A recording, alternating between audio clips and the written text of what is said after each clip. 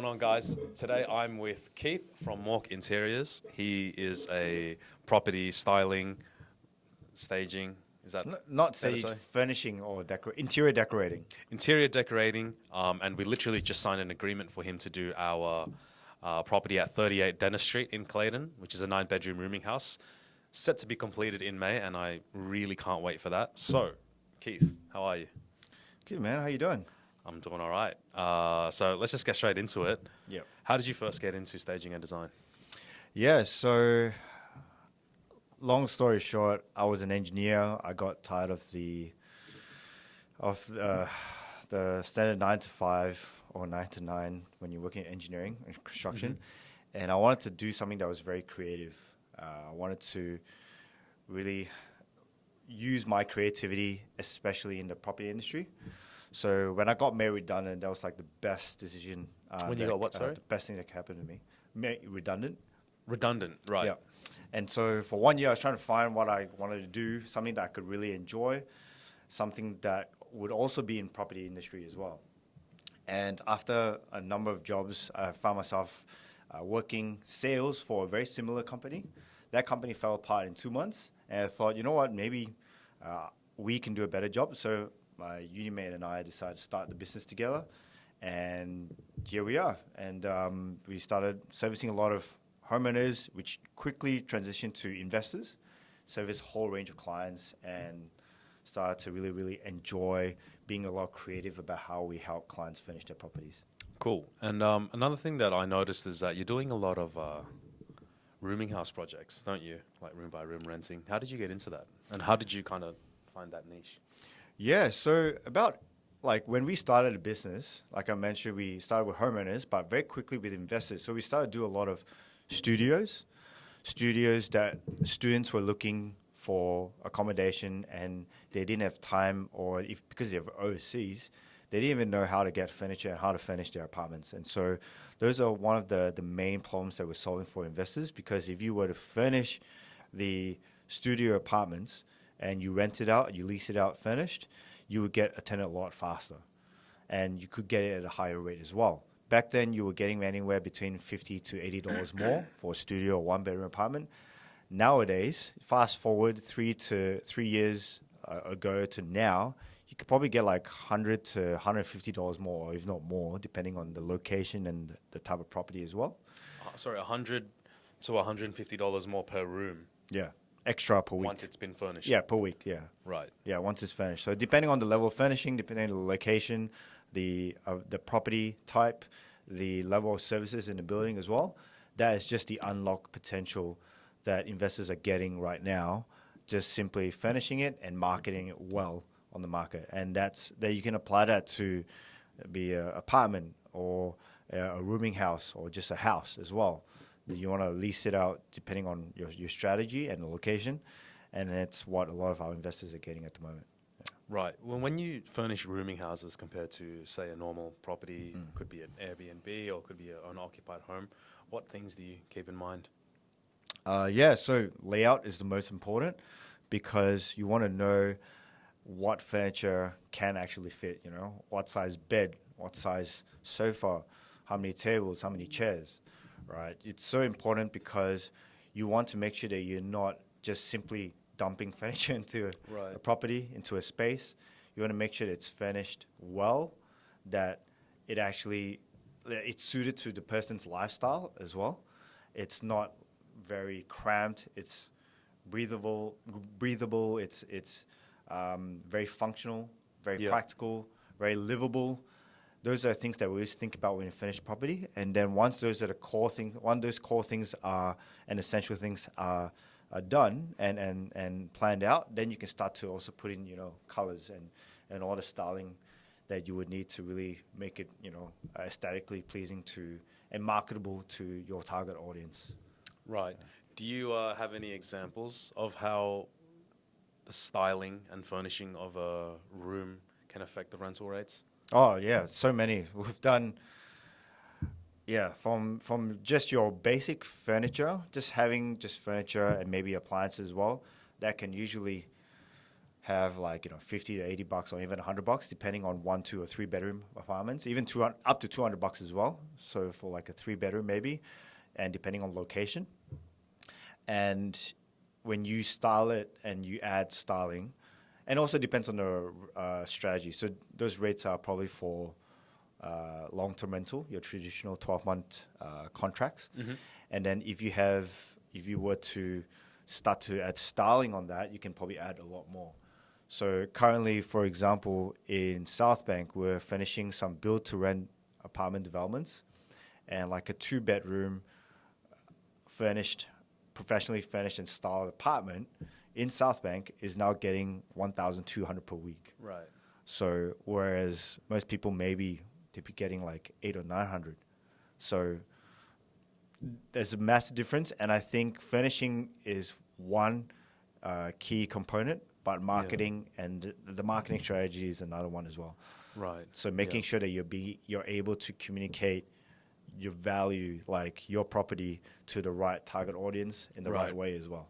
Right. Yeah. And that's a good point when you mention marketing, because if you look at like, if you go to like Flatmates, or if you even check on like Facebook listings and you type in rooms, a lot of these rooms that are available have like really dodgy photos, furniture. It looks like someone's currently living in those rooms, which usually they are. And then, sometimes I look at those ads and I just wonder like who would want to rent there and pay that much. And I think when you do that, I'm pretty sure the person who is renting the room is probably conscious of that as well. And that can actually lead to them decreasing the price for the sake of getting someone in there. So I think furnishing is one thing, but also just the quality of the photos, the advertising, just making that more attractive is not hard. No. I mean, because that's what we do at Rooming Cost as well, is we take professional photos. Yep. And then when you're actually putting those on Flatmates or Facebook or wherever, or on our website, like you can see there's a huge difference. And then what happens is when the listing looks really good, people tend to click on that first. They will click on that first. And then the ones who are willing to pay a higher price are usually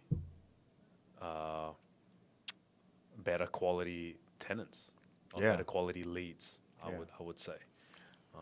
I think you can see there's a huge, like a spectrum, right? Especially using Melbourne, because we're in Melbourne. Like, yes, there's flatmates.com, there's just, even just realestate.com as well. You have unfurnished or even partially furnished, or depending, whatever the property is. But, when you're, like, people who are looking for cheap or low cost accommodation, they'll naturally find that. And what we find is, or what we've observed is that, like, there's a market for those type of tenants, and that's fine. That's what they can afford, and that's what they're looking for. And there's a lot of those listings out there. However, for our clients, our investors that are looking to really get more bang for their buck, getting more in their bank as well, and to really push the boundaries of how much they can really get for their yield and really maximize their rental yield, then for us it's really looking at how much value can you add so that you're going to attract valuable tenants who are going to be like, that's something that's already done. It's done well. It's professionally furnished.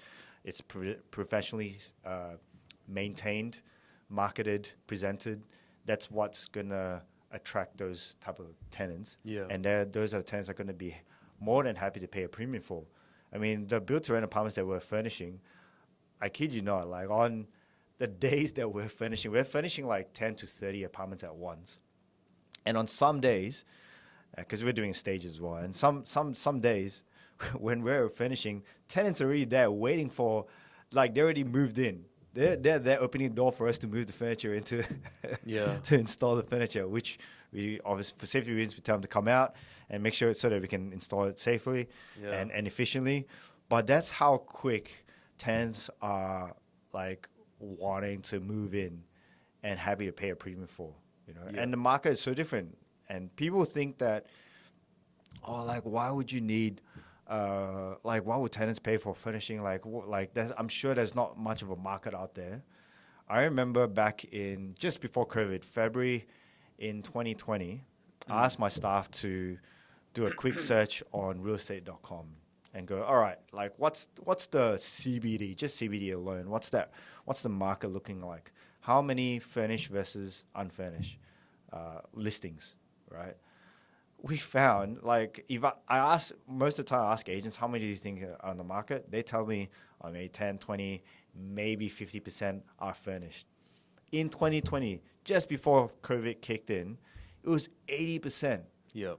We literally counted. I got my staff to count it, and it was 80% are renting out furnished because that's how much of a demand in the market. I mean, if 70% of the CBD market is owned by investors, that means that at least 70% of people living in Melbourne CBD are looking for rental properties. And that means that's such a huge market and huge competition. So what's going to make your property stand out to really attract those premium paying tenants, right? Yeah. So to us, and that's why we believe in, when you give value, you're only going to naturally attract value as well. Right. What about more so on like rooming houses, like 38 Dennis Street, Yep. for example? What kind of value adds do you think furnishing can bring to a rooming house investment, not just like apartments? Yeah, so I think for Dennis Street in Clayton, which is really close to the Monash University, Monash Hospital. Yeah, so it's all walking distance. Yeah, all walking. Yeah, it's absolutely great, fantastic location. 2 minutes from MCD as well.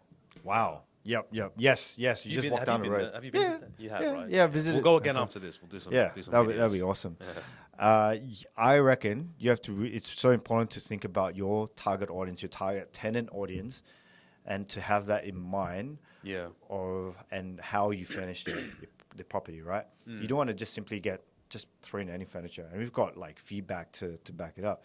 So, if you're looking at, let's say, Clayton, and since it's so close to the university and the hospital, so what are then the possible tenant pool or the tenant market could be students. Yep.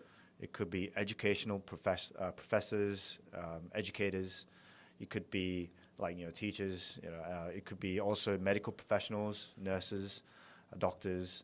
So those are the people that you want to have in mind, and when you're thinking about furnishing, Clayton, right? You're in Clayton or rooming house in Clayton. And so if you look at students, they usually want the basics. If you're looking at educational professionals, they probably want some basic, maybe something a little bit more as well, depending. But across the board, or anything in medical, they will probably want all the basics as well.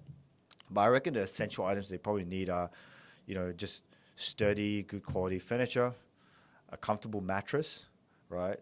Especially for medical staff, because if they are doing shift work, they need good quality sleep, and so you want to make sure that they have a good quality mattress, right? If you're looking at, you need to make sure you have essential like appliances as well, like fridge. Depending on how the property is kitted out. So fridge, toaster, kettle, a microwave oven. Those are probably your basic essentials that you want to make sure you have. A desk for students. So depending, if you want to target students, you want to make sure you have a desk and a chair so they can study. Otherwise, sometimes your dining table, it's depending on how big it is, that can also serve as a study desk, but also be a dining table for for medical or educational staff as well. So it just depends on the space, what's how big the space is. Right. Okay, what do you feel like?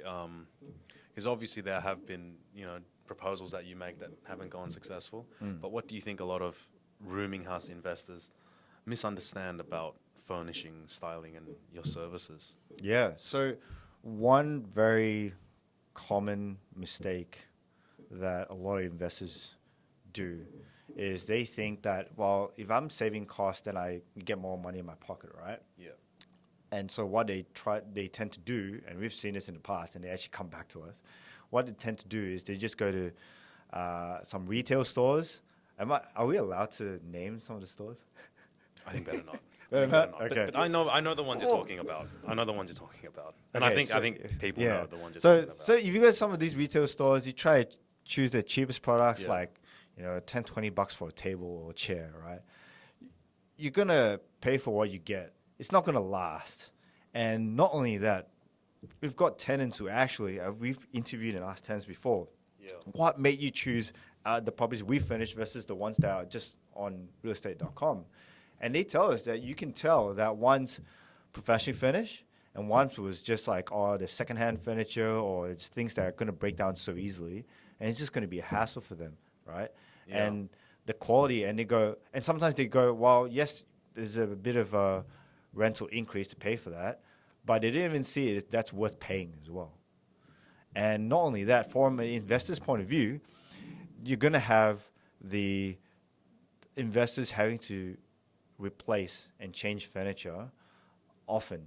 If you ask any professional real estate agent that is worth their salt and do their job well, they really look after the investors and the tenants that they and the properties that they manage, they'll tell you if the investors are leaving secondhand furniture or just cheap furniture that you get from any just retail store, and they choose the cheapest items, it's only going to last 1 year if you're lucky 2. If you furnish it well, right, and you put quality furniture in there, things that really stay and last long, it can last for at least 3 to 5 years or longer, right? Because one, you're also going to attract better quality tenants that's also going to look after the place. You go, wow, if this place looks so nice, I want to make sure that I'm going to look after it, and it's not. I'm not just going to trash it, right? Correct. You're going to attract some, like tenants not going to really look after the place. So, yeah. That's why that's one of the biggest mistakes that investors make. They just choose the cheapest products, and it's just going to reflect not just in the rental increase, but also like in the type of tenants that you're attracting, and it's going to be more wear and tear, more maintenance, more issues. Yeah, and I think personally, from what I can see, I think where a lot of investors underestimate furnishing properties is also the logistics behind it as well, like receiving deliveries and stuff. Yeah. Like for one property, I had to visit there 2 days in a row. Then my property manager had to visit 2 days in a row. I had to go back on Saturday for a delivery. I think that's one thing that people underestimate. And also, like you said, like the durability of a product is incredibly important. Because when stuff breaks down, it's like, it was cheap anyway. I'll just get another cheap one to replace it. You gotta understand now. You actually have to go pick that up, and then you have to go assemble that. You gotta let the tenant know, hey, someone's gonna be coming in, and doing this and that. And so much coordination. It is, yeah. And I think quality of furniture is very important because I did some rooms a few years ago where the tenant, the owner was pretty much telling me, oh yeah, so the furniture we just recycle it, we get it from the nature strip and all this stuff. And he's like, oh, this is a period where rents are going up. We can rent it for this much, that much. And I was just thinking, there's no way someone would want to pay this much. And you're getting furniture from the nature strip. And then you can tell because the whole house, all the furniture is inconsistent. Like you check it's not uncommon to see go to a rooming house and see the dining table and it's got 8 different types of chairs. And one of them's not, one of them's broken. And I think when an investor has that type of mindset, it's not just bad for their investment, but it's also a bad look for the industry. Because it's because of things like that and cutting costs is why some people think of rooming houses as a bad asset to run or manage, or that it's for it's cheap accommodation, it's for low quality residents.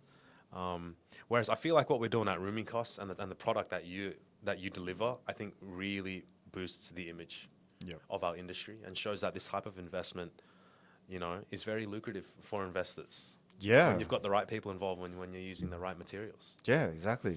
I mean, if you're looking at doing a rooming house, in Clayton, which is such a prime location close to uni and the hospital, it's so important to make sure that you're providing value and quality to your rooming house, because that's the type of tenants you're going to attract as well. Like, tenants are going to be happy to pay a premium, right? And so I'm very excited to see how much you get. And then we can post about it as well. We can talk about it again. We can review it, and then we can also learn from that and see what else. If we can, also interview some of the tenants, get some feedback, and then that could also improve for future rooming houses as well. Absolutely. Like if you see the rooming house that I'm building, and then also my client's rooming house on the other side of the road in Clayton, like the rents that we're getting are very, very high. Like, it's not just based on, I feel like, the demand, because I know the location is very good and everything, but I just think the way that it's built and how convenient it is and how the rooms are self-contained, Yeah. that the furnitures actually looks good, makes the property such an easy sell. Yep. Especially then you've got like professional photography on top of that. And we really do consider user experience, resident experience. When you Yeah. have those things in mind. All of our rooms pre-lease, man. No joke. Yeah. Like we don't, for all the new properties that we're launching in Caulfield and Clayton, the ones that are close to campus, all pre-leased before the property is even built. That's one of my goals when earlier on when we started servicing a lot of investors and properties that were somewhat student accommodation as well. Like I had this picture in mind, and in some ways a vision that I set myself for shared accommodation or these type of accommodation type investment properties, which was that tenants would be lining up to move into and rent the next latest MORC furnished apartments or properties. And that's what I'm hoping. And I think, and you can clearly see, I think that's what we can definitely do with when we work together with you with rooming costs, you know. That would be really, really awesome. It would be really exciting. My team's very excited to help you furnish your rooming house. Yep. And we can't wait to see the results and see the expressions and the feedback that we get from the tenants living there, and just seeing the billboard as well, right? Like just visiting it just the other day, even when it's just being built. Right? There's no billboard on there yet, right? No, the other one, your other. Oh, right. The one on the other side of the road. It's so much more professional and well presented. Yeah. Compared to some of the other ones that you look on realestate.com. You're like, well, obviously, why would a tenant want to click on, just let alone click and view that property versus another one that's already professionally finished? Don't even think about finishing, right? But sorry, professionally photographed. Don't even think about finishing. You can really tell. Like one was just on someone's old phone, smartphone or whatever phone they're using, and one was like with a professional photographer. You're naturally just going to filter out all like better quality tenants and tenants who are just going to go, yep, that just automatically looks better. I want to find out more. Yeah. And then when you're everything marketed right and then furnished right, they come for the site inspection, and then your managers are agreeing them well. That's like ticking all the boxes. Sign me up, right? So because if you look at the rooming house industry, it's not a common type of investment. So I think that's why presentation for us is incredibly important. Yep. Like if you go around Clayton, like no one does billboards for rooming houses. Yep. And then if you look at a lot of rooming house investments, which are like renovations and retrofits, the outside might look like a old weatherboard home, but when you go inside, it's like a hotel. Like they're really nice. So my wife and I, we lived in a rooming house. We didn't even know it was a rooming house to begin with because it was professionally presented. It was not furnished, but it was just a very simple house in like a room in Blackburn. Yeah. And because it was well presented and the rate was attractive, it was affordable for what you're getting, especially in Blackburn. Like for a young couple like us, great place to start to help us save some money, but also something that was well renovated, well like all the fixtures, the en-suites, the kitchen, everything was new. It was really nice. And that to us, it's like we're not going to be, that's another thing. It's not just for you, but it's also the people you're living with, right? If you're sharing, in a rooming house, if you're sharing the place, not your room, but you're going to be neighbors with depending on how many rooms, but there are communal areas. Exactly. There's going to be, you're sharing with 5 to 8 other tenants. Then you want to make sure that you're going to be, you're not living with someone who's just going to be like a druggie or. Sorry guys, the camera just cut off just now because of Takumi. He's supposed to be producing this podcast, but anyway, we'll pick up where we left off. And about that last comment you made before the camera did cut off, I think surrounding yourself with the right people Yep. is important. I'm not sure if you saw my video. I was talking about having the right team. Yep. So when I say surround yourself with the right people, I don't mean that on like a personal level, but I mean like in our industry, I think a lot of investors get it wrong because they don't have the right styling person. They don't have the right cleaners or the right management company to manage that type of asset. And I Yep. feel like sometimes when you don't have that circle, it can be discouraging. And it's very easy to make the mistakes of getting old furniture, not knowing how to advertise properly. Yep. So I think just, getting to know the professionals of the industry, I think is very important. Yeah, exactly.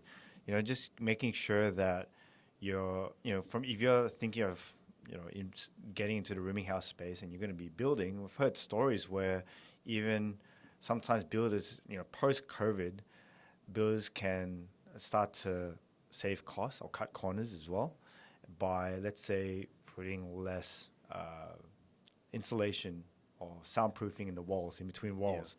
So can you imagine if, one, you've got bad soundproofing, and then you've got tenants who are going to be blasting loud noise or making a ruckus because the property manager did not vet or pick the right tenant for your investment property.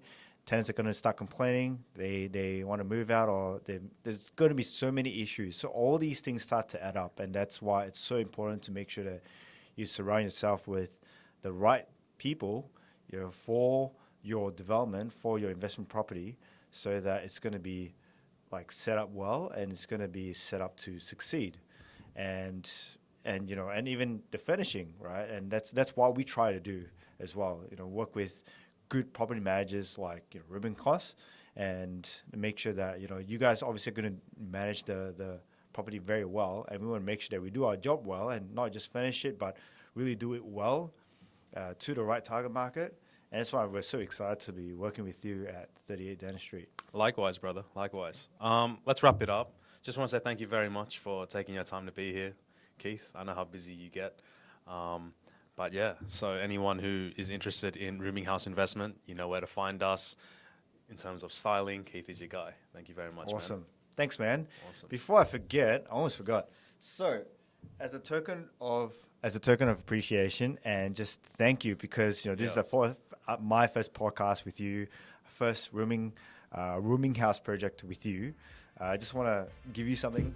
Brother, you didn't have to get anything for me. So, this is a Stock product shout out for a friend of mine, Sam. This is a very, very sexy, sustainable, reusable coffee cup. Beautiful. It's more than just a coffee cup because it's shatterproof, leak-proof. Oh, right. It It feels expensive, bro. It is, man. It is. It keeps your stuff cold and hot when Yep, you need it cold to. and hot. Okay, Yep, cool. yep. Just twist it. I've been and, looking for one of these bottles. So. Yeah? Yeah. Yeah, it's so nice, man. Fits in the compartment in your car as well. Cool. Because some cups, they don't fit. That's like, Right, so this fits. yeah, so it designs so well. Like, I love good design stuff. Huh, yeah, obviously, yeah. working in the design field. And man, like, I have this every day. Like, I actually have a few. I've got one small one for coffee and one for water. So Did Nathan get one? Yes, he did. Nathan got one as well? It's Oh, not beautiful. here, man. Nathan, Good. this is for you. So, yeah. Thank you very Enjoy. much, man. It's Thank very you. sweet of you. And Ah, this is thanks, your man. mate's business, right? Yes, Right. Sam from Stoke. So, all right. It's absolutely awesome. It was launched in Melbourne. And yeah, it's really awesome. Okay. They've got a new product coming soon. So stay tuned. But follow me or MORC Interiors and you guys will see that. But yeah. What color is Nathan's one? I'm pretty sure it's black. You want to open it? Or let Nathan open it? Let Nathan open it. All right, awesome. Thanks again, Keith. Thanks, man. Appreciate your Thanks for time. having Let's me. go to Dennis Street, bro. Let's do Yes, some filming. done. Awesome. Awesome. Thanks, guys. See you at the next one.